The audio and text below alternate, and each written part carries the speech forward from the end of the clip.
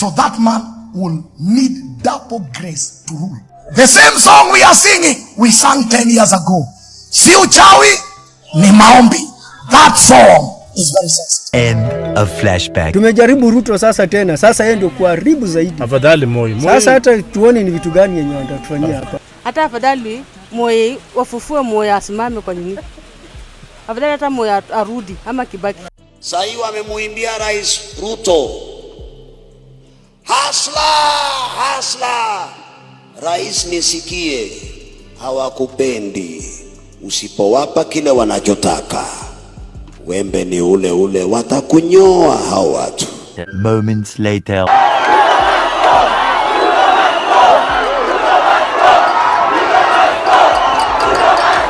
In the lead up to Kenya's current state of affairs, there were prominent pastors who had foreseen the challenges that awaited President Ruto and his newly elected administration.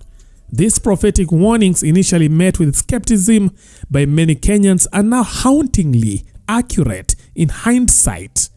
In this report, we delve into the prophecies of two pastors who had cautioned Ruto and his government about the trials they would face. Trials that, if heeded, could have helped them navigate their path in power more effectively. Hello, my name is Chief Okuzo from Plug TV. Number 1. Pastor T. Mwangi. The spiritual leader of Life Church issued his ominous warning just days before Ruto's inauguration.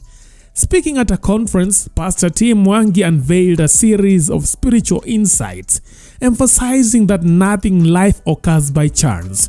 He pointed to the significance of specific dates in Ruto's journey to power, notably the Supreme Court's decision to uphold his victory on September 5th, propelling him to the presidency as the 5th president of Kenya. Drawing a connection to the number 5, which symbolizes grace in Christianity, Pastor T suggested that Ruto would require double grace to effectively lead the nation. Digging deeper, he decoded the hidden meaning of the number 13, which was associated with the 13th Parliament and Ruto's swearing in on September 13th. Pastor T. Mwangi asserted that this number carried a dark significance, warning that Kenyans should brace themselves for potentially challenging times ahead. Number 13, he explained, was likened to notions of evil and wickedness. We have the 13th Parliament. And how many know when the inauguration is taking place? On the 13th. You need to pray. On the 5th day, they made the ruling of the 5th president. So that man will need double grace to rule. Because on the day of his inauguration, that number, and the parliament is dealing with that number, is conflict. It takes double grace. Now, don't think I was on the other side. Now you're saying, nika pastor na comfort. Kubali ishe. We are Kenyans. The same song we are singing, we sang 10 years ago. Si uchawi ni maombi. That song is very sensitive. And this is what I heard the Lord tell me. When you have a church member that you pray for, and he becomes a manager, it does not mean the church has become the manager. It is the man. So when the man messes up, the church that prayed for him must grow and deal with him. When David was anointed, we'll come to that. Now this one I'm giving direction to the nation. When David was anointed, he was a king, but in God, he was the son of God. When David slept with Bathsheba, God never saw a king. God saw his son. And he sent a prophet not to correct the king, but to correct the son. Fast forward 1 year and President Ruto is grappling with mounting challenges, particularly in the economic sphere. A majority of Kenyans are demanding his resignation, citing his perceived inability to address the country's economic problems. Unlike previous administrations, Ruto's presidency has seen widespread opposition within just a year of his term. Bwana Ruto, president wa nchi hii, wewe ulituahidia mambo mzuri. Tunataka hata wakati unasimama kwa hiyo bunge, ongea vitu ambazo zitatusaidia. Ruto, tuambie vitu zenye tutasaidia. Sasa sisi wa Kenya tunaumia. Uwezi kutuambia saa hii ati ID mtoto mwenye anatoka shule saa hii analipa 1k. Ama ati ID kipotea unatoa 2k. Hatujaisikia kitu kama hiyo Ruto. Ruto, wacha sisi unatuchokesha saa hii wewe. Unatuchokesha.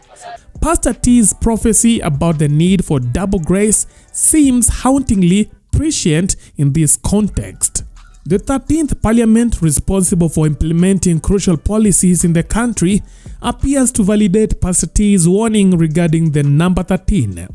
Many Kenyans believe that this parliament has burdened them with excessive bills, such as the finance bill, leading to the widespread discontent. MP Charles Nguna, representing Mwangi West, has gone as far as labeling this parliament as the most ineffectual in Kenya's history, alleging a lack of concern for the electorate. Rais alimaliza bunge kabisa, hata hatuna bunge la Kenya. Kwa nini msiende nyumbani? Sisi wabunge tunakula pesa bure. Hakuna kitu tunaweza saidia wa Kenya kwa sasa.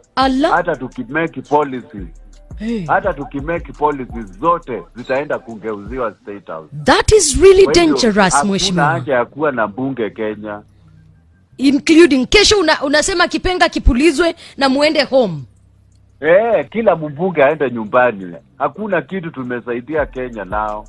Are you serious with this? I am very serious. Kwamba bunge limefeli and it's time kila mmoja aende nyumbani. Hata ukitengeneza sheria gani haifuatwi. Sasa wewe unatekeleza sheria gani kama haifuatwi? Ina maana kwamba kesho mtakuwa mmeketi pale a year in year out mkikula pesa za Wakenya bure. For example, tuliunda budget ambayo inafaa kusaidia Wakenya. Supplementary imekuja imechange kila kitu. Sasa hiyo budget ilikuwa ya nini jameni? Number 2, Pastor Ezekiel Odero, the founder of New Life Church. Now, the founder of New Life Church issued his own dire warnings to both Kenyans and President Ruto. Ezekiel prophesied that the incoming regime will be merciless and likened it to a metaphorical nyang'au, suggesting that it would unleash brutality upon the population. Aya, nyang'au anakuja. I promise you, niko hapa nchi hii. A government is coming. Miezi 6 musikie ile scandal inakuja. Kaeni tu na ni pesa yenu. Na wale ambao wataweka hiyo government in place ni nyinyi. He further cautioned Ruto and the current regime that the same people who cheered his ascent to power would turn against him within months. Sasa wamemuimbia Rais Ruto. Hasla. Rais nisikie, hawakupendi. Usipowapa kile wanachotaka, wembe ni ule ule, watakunyoa hao watu. Rais, ulipoenda kwa makanisa yao na ulimtolea Mungu au kuwatolea, walikuimba wewe. Wakikukosa kwa makanisa yao, watakuhubiri wewe.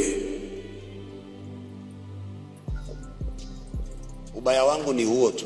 Mimi nitakuambia kweli. Na uzuri wangu ni huo. Si hao waliimba wakasema Rais Kenyatta 5 ngapi? Amtaki kusema nyinyi na sababu nyinyi ndio mliimba. 5 tena. A year later, Ezekiel's prophecies have taken on a disconcerting reality. The government has indeed imposed heavy taxation on Kenyans, aligning with his prediction of brutality. President Ruto faces criticism from those who once supported him, largely due to the ongoing economic crisis.